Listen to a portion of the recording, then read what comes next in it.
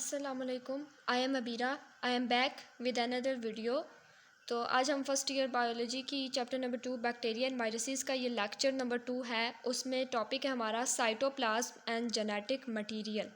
सबसे पहले हम ये पता करते हैं कि साइटोप्लाज्म क्या है। जितने भी ऑर्गेनिज़म्स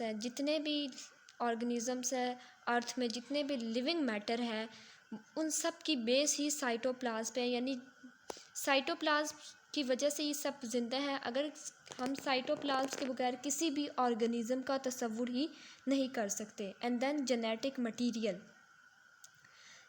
मटेरियल डीएनए को कहते हैं। जेनेटिक मटेरियल डीएनए का दूसरा नाम है।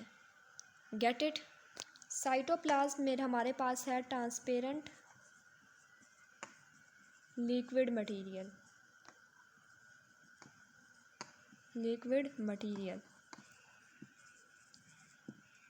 इनसाइड प्लाज्मा मेम्ब्रेन क्या है? सेल मेम्ब्रेन है। और देन साइटोप्लाज्म में क्या है? ऑर्गेनेलीज हैं और न्यूक्लाइड है।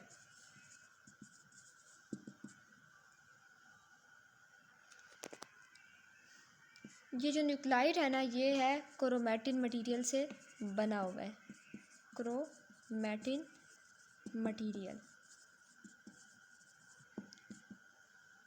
तो साइटोप्लाज्म एक ट्रांसपेरेंट लिक्विड मटेरियल है प्लाज्मा मेम्ब्रेन के अंदर। इसमें ऑर्गेनेलीज हैं, न्यूक्लाइड है and made of chromatin material. आपकी बुक में लिखा हुआ है cytoplasm contain dissolved substance and large structure such as nucleoid, ribosomes and mesosomes हमने पढ़ा है कि जब सेल मेम्ब्रेन इन्वेजिनेट होती है, इस तरह जैसे ये सेल मेम्ब्रेन है अंदर की तरह इन्वेजिनेट होती है, तो ये जो स्ट्रक्चर है इसको हम कहते हैं मीजोसोम्स। तो साइटोप्लाज्म में हमारे पास मीजोसोम्स भी इंक्लूड है और मेम्ब्रेन बाउंडेड ऑर्गेनेलीज और उसके बाद साइटोप्लाज्म में जैसे ऑर्गेनेलीज हैं, ऑर्गेनेलीज में आते हैं राइबोसोम्स भी।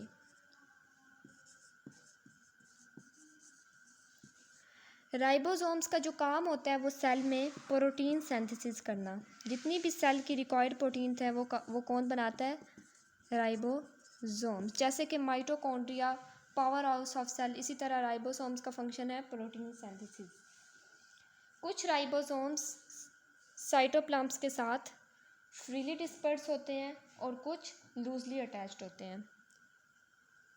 कुछ राइबोसोम्स हैं, हाँ जी, तो मैं कह रही थी कि कुछ राइबोसोम्स फ्रीली डिस्पर्स होते हैं यानी आज़ादाना घूम रहे होते हैं सेल के अंदर, और कुछ loosely attach to cell membrane, to cell plasma membrane या सेल मेम्ब्रेन, जो भी कह लें। Bacterial ribosomes are smaller than eukaryotic ribosomes. Bacterial किस कैटेगरी से है? प्रोकैरियोट से है। तो वो कह रहे हैं कि जो बैक्टीरियल राइबोसोम्स है वो छोटे होते हैं यूकैरियोटिक राइबोसोम्स, यानी जो दूसरे यूकैरियोट्स होते हैं। बैक्टीरिया तो प्रोकैरियोट्स हैं, यानी simply bacteria ribosomes are smaller than eukaryotic ribosomes. Bacteria के जो राइबोसोम्स होते हैं वो दूसरे ऑर्गेनिजम्स के राइबोसोम्स से छोटे होते हैं, क्योंकि बैक्टीरिया खुद एक माइक्रोब है, यानी एक छोटा ऑर्गेनिज्म है जो हर जगह पाया जाता है। Each ribosome sediments at 70S। जब राइबोसोम्स की सेडिमेशन होती है, सेडिमेशन यानी move in centrifugal force,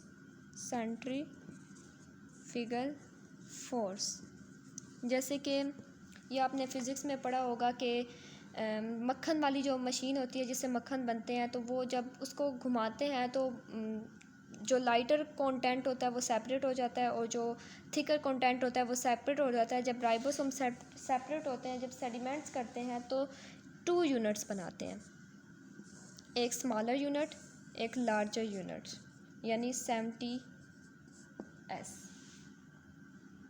larger unit 50S का है एंड स्मॉलर यूनिट 30S का है। बट अ क्वेश्चन, यहाँ पर 50 और 30 तो 80 बनते हैं एंड यहाँ पर 70 है, तो इसका जवाब आपने कमेंट सेक्शन में सर्च करके देना है। नेक्स्ट वीडियो में हम इसको डिस्कस कर लेंगे। एंड देन आगे हमारे पास आता है न्यूक्लाइड एंड डीएनए। अब हम एक बैक्टीरियल बनाते हैं बैक्टीरियल सेल्स, ये है सेल वॉल, ये है सेल मेम्ब्रेन, ये है इसका फ्लैजिला जो कि मूवमेंट में हेल्प करता है, और कीमोटैक्सिस। एंड देन ये इसके आसपास एक हेयर स्मॉल लाइक स्ट्रक्चर है, इनको हम कहते हैं पाइलाई, पिलाई, पिलाई, PILLI। एंड देन उसके जहाँ पे एक इरेगुलर एक डेंस है, इसको हम कहते हैं न्यूक्लाइड। और यहाँ पर प्लाज्मिड्स हैं और अंदर राइबोसोम्स है, और जो सारा जो एरिया है ये है साइटोप्लाज्म।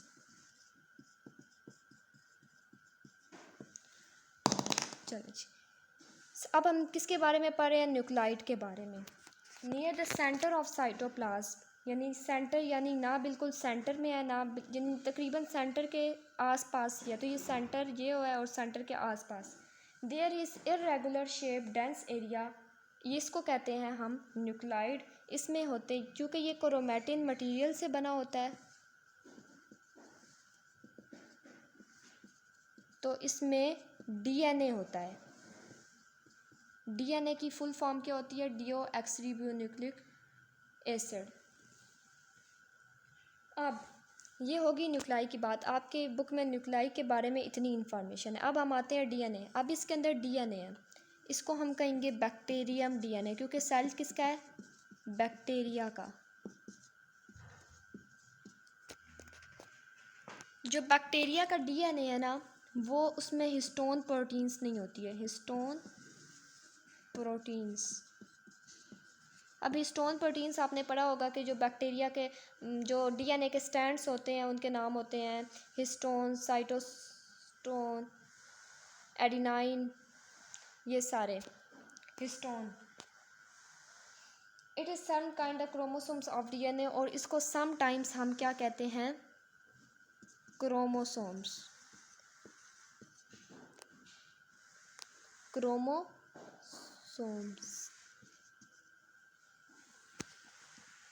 तो ये हमने पढ़ा है nucleoid and DNA।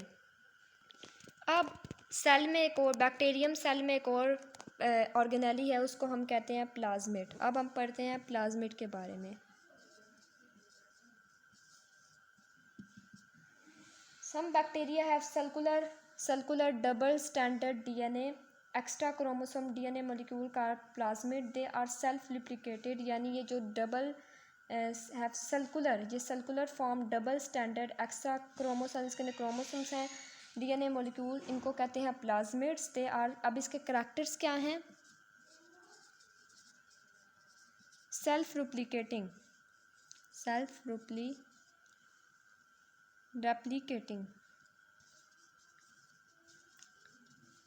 Before and after sale division, यानी ये जो अपनी रिप्लिकेशन है, ये जो सेल डिवीजन है, ये खुद कर सकते हैं। They contain genes that confer resistant again unfavourable condition, इनमें जीन्स होती हैं, वो जीन्स जो कि अनफेवरेबल कंडीशन में, यानी जो खैर मौजू हालत होती है उसमें सरवाइव कर सकती हैं, जैसे कि एंटीबायोटिक्स। अब हमारा नेक्स्ट टॉपिक है एंडोस्पोर फॉर्मेशन इन बैक्टीरिया। सबसे पहले हमने पढ़ना है कि एंडोस्पोर्स क्या होते हैं, इनकी डेफिनेशन पढ़ लेते हैं। Many bacteria can survive extend period of hard condition by forming specialized resting cells called endosperm. The process by which bacteria make endosperm is called sporulation. ये आपकी बुक में डेफिनेशन लिखी हुई है। जब बैक्टीरिया के ऐसे इन्वायरमेंट को देखता है जो जिसकी कंडीशन यानी जहाँ पर उसको सरवाइव करना डिफ़िकल्ट लगता है, तो वो डुप्लिकेट करता है, कॉलोनीज़ बनाता है, यानी एंडोस्पोर फॉर्मेशन करता है, यानी अनफेवरेबल कंडीशन में। तो वो स्पोर जो अनफेवरेबल कंडीशन में बढ़ते हैं उनको हम कहते हैं endospores. Endosperms are thick walled, ये थिक वॉल्ड होते हैं। पहला करैक्टर हमें इसका पता चल गया है कि ये थिक वॉल्ड होते हैं। एंड मेटाबोलिकली इन डोरमेंट, और ये डोरमेंट होते हैं। Dormants mean inactive.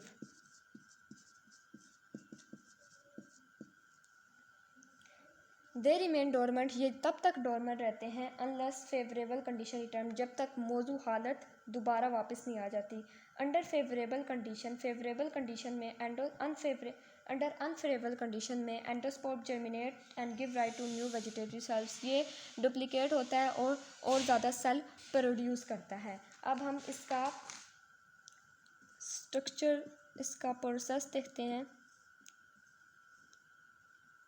स्पॉटुलेशन, स्पॉटुलेशन वो प्रोसेस है जिसमें बैक्टीरिया मेक एंडोस्पर्म्स, जिसमें बैक्टीरिया एंडोस्पोर्स बनाता है।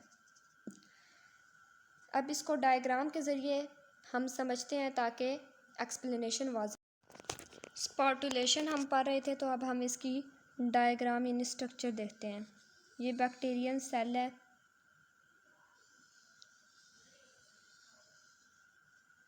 ये सेल वॉल है, एंड देन ये प्लाज्मा मेम्ब्रेन या सेल मेम्ब्रेन कह लें।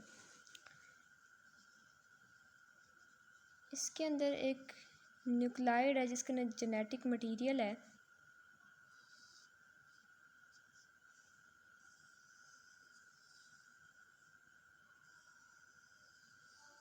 ये पुश करेगा तो ये 2 हिस्सों में जर्मिनेट हो जाएगा, एक हिस्सा इधर आ जाएगा और एक इधर हो जाएगा। अब इसने इस पे इतनी फोर्स लगाई कि ये अभी ये जो कंडीशन है ये अनफेवरेबल कंडीशन है, जिसमें ये एंडोस्पोर बना रहा है। ये इसके साथ मतलब कि ये जो है ना, ये अपने ऊपर 2 मेम्ब्रेन्स बना लेगी, यानी अपने हिफाजत के लिए। फिर क्या होगा कि ये जो है ना, ये डिहाइड्रेट होना शुरू हो जाएगा। इसके अंदर से ये जो है मटेरियल ये निकलना शुरू हो जाएगा, डिहाइड्रेशन हो जाएगी यहाँ पर, dehydration.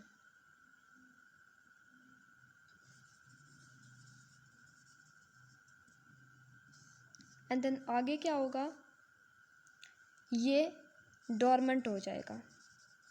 Dormant mean inactive. And then आगे ये कॉलोनीज बनाएगा, एंड देन इस तरह ये प्रोसेस चलता रहेगा। तो आज का लेक्चर इधर तक था। अगला हम टॉपिक मोटिलिटी इन बैक्टीरिया, यानी बैक्टीरिया की मूवमेंट्स कैसे, बैक्टीरिया कैसे मूव करता है, वो वाला टॉपिक शुरू करेंगे। अल्लाह हाफिज़।